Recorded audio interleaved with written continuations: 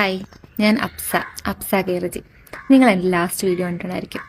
അങ്ങനെ ലൈഫിൽ ഒരു തവണയെങ്കിലും എക്സ്പീരിയൻസ് ചെയ്തിട്ടുള്ള പെൺകുട്ടികൾക്ക് മാത്രമേ അത് റിലേറ്റ് ചെയ്യാൻ പറ്റത്തുള്ളൂ. ഞാൻ എൻ്റെ ലൈഫിൽ നടന്നൊരു റിയൽ ഇൻസിഡൻറ്റ് വീഡിയോ ആയിട്ട് കാണിച്ചു.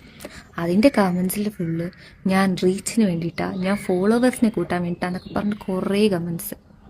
ഒരു കാര്യം അറിയാത്ത റിയാക്ഷൻ വീഡിയോ ചെയ്ത കുറേ പേരുണ്ടല്ലോ, അവരെന്നോട് ഒരു തവണയെങ്കിലും ആ വീഡിയോയിൽ എന്തെങ്കിലും സത്യം ഉണ്ടോ എന്ന് ചോദിച്ചു.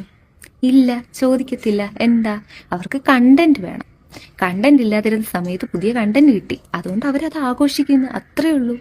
പിന്നെ വേറെ കുറേ പേര് ആ വീഡിയോ കണ്ട് ചോദിക്കുന്നുണ്ടല്ലോ, ഞാൻ റിയാക്ട് ചെയ്തില്ലെന്ന്.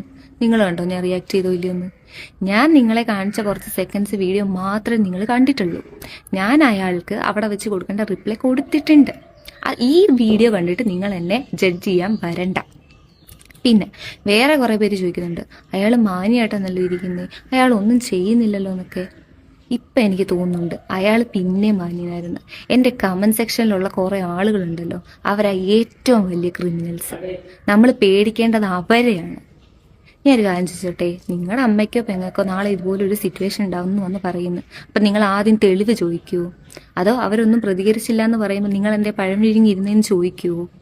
നിങ്ങൾ അതായിരിക്കും ചോദിക്കാൻ പോകുന്നത്. ഇത് കാണുന്ന എൻ്റെ അനിയത്തിമാരോട് എനിക്കൊരു കാര്യം പറയുള്ളൂ, നിങ്ങളും എന്നെ പോലെ പബ്ലിക് ട്രാൻസ്പോർട്ടൊക്കെ യൂസ് ചെയ്യുന്ന ഒരു സാധാരണക്കാരിയാണെന്നുണ്ടെങ്കിൽ നിങ്ങളിവിടെ ഒട്ടും സേഫ് അല്ല. നിങ്ങൾക്ക് പറ്റുന്നുണ്ടെങ്കിൽ നിങ്ങൾ കോഴ്സ് എടുത്തോ ജോലിക്കായിട്ടോ വേറെ ഏതെങ്കിലും രാജ്യത്തോട്ട് ഓടി രക്ഷപ്പെടാൻ നോക്കൂ. നിങ്ങൾക്ക് ഇതുപോലൊരു എക്സ്പീരിയൻസ് ഉണ്ടാകുമ്പം നിങ്ങളെ സപ്പോർട്ട് ചെയ്യാനായിട്ട് ആരും ഉണ്ടാകത്തില്ല. അതിൻ്റെ ഏറ്റവും വലിയ എക്സാമ്പിളാണ് എൻ്റെ കമൻറ്റ് ബോക്സ്.